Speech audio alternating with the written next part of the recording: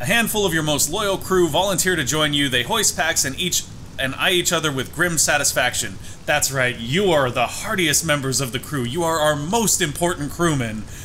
Most sacrificeable.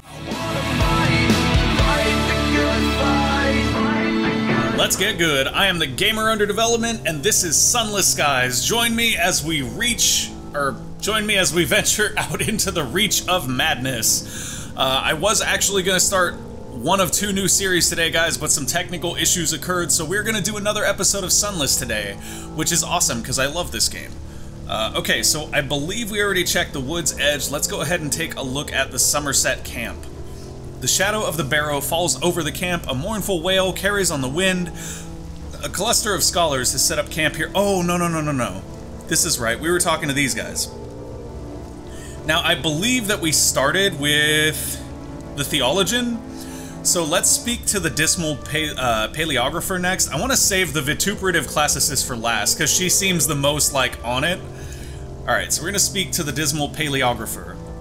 The paleographer's tent is some distance from the rest of the camp, and almost in the forest.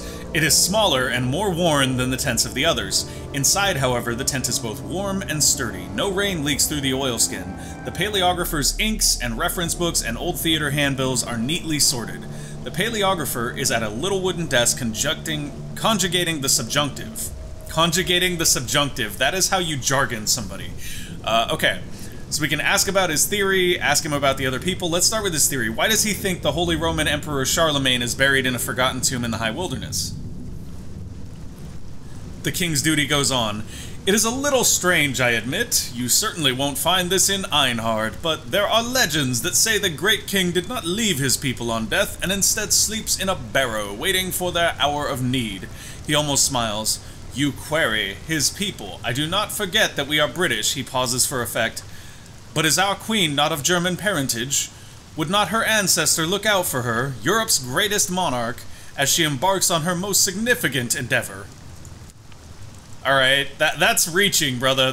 So far, both of these guys are reaching pretty hard. I actually am excited to see what the vituperative classicist has to say. Ask about the feckless theologian. The paleographer is lost in thought. When he answers you, he looks rueful. The three of us were at college together in the same year. We were all interested in the theater, but eventually pursued other things. I hadn't seen him in years, until the Traders' Wood funding came up at the Senate. He sniffs. His intellect is second-rate, but his charm is first-class. We can't all be brilliant. He sighs despondently. Wow, why don't you just call him stupid, then? Let's ask about the vituperative classicist. A remarkable scholar and a terrifying goneril. I don't know what a goneril is, but that's probably an insult. At college, when she trod the boards, he shakes his head. Ancient history now, which is her province, not mine. He makes a strong cup of tea for himself and then offers you the same.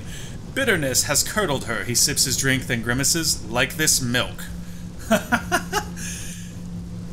Awesome. Okay, so we're going to return to the camp. That's great. Let's talk to the vituperative classicist, because she is the most altogether, in my opinion. The classicist's tent is practical and largely unornamented. The interior is damp from her various walking clothes, which have been scattered across the floor. Old playbills and gaudy costume jewelry hang from the tent ceiling like charms. The classicist is pacing the tent, reading Herodotus, while smoking up a storm. I want to know about her theory. Why does she believe the ancient Sumerian deity Inanna is buried in a forgotten tomb in the high wilderness? Isn't it obvious? She rolls her eyes. Fine, I'll tell you what I told the Okay, we're using that voice, guys. Isn't it obvious? She rolls her eyes. Fine, I'll tell you what I told the academic senate. The high wilderness is heaven, not as the church conceives it, but as the Sumerians did. A place of stars and chaos and impossible powers, in proximity to and affecting our own world, but far, far removed. She pauses for breath. Inanna, the queen of heaven, entered the underworld in search of her husband and was trapped for a time. That is the myth. This may be the truth. She waves her hand dismissively. Besides, we made some promising discoveries in the wood. I'm sorry, I love reading her with that voice. It makes me want to laugh. Let's ask her about the feckless theologian. Her invective goes for an hour, and she only remembers to fetch you tea midway through. A liar and a traitor and a fool, she says, spooning in entirely too much sugar. I loathe him. Her hands shake as she pours. This voice is fun. She laughs scornfully but refuses to be drawn. I will not waste breath on the undeserving. Wow. Wow, just crap on the paleographer like he's not even worth your time. Cool. So we can ask them how to help. Let's do that. Your inquiry induces a rare spirit of cooperation in the scholars. The last expedition... Oh, this is the theologian, okay. The last expedition into the woods found a document written in the correspondence. It contained directions to a place called the Steward's Font. The theologian explains, alas, that is all it needs to break their alliance. The paleographer begins to argue that the steward was a chief position in Charlemagne's household. The classicist makes a pointed reference to Inanna's husband. The theologian's smile is forced. If you could find the font, it would be an immense boon to my work. They are our sputters of protestation. Our work. You begin expeditions from the expeditions into the deep of the wood. Oh, interesting. So we're actually going to do a land expedition here. That's kind of cool. There it is. Let's do it. Expeditions into the woods deep. Somerset College has until recently funded expeditions into the forest. Those who return speak of voices on the wind, of murmurs in uninhabited graves.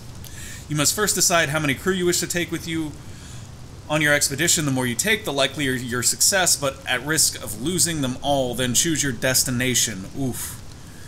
So that's actually kind of troublesome. Unlocked when you do not have crew embarked on an expedition.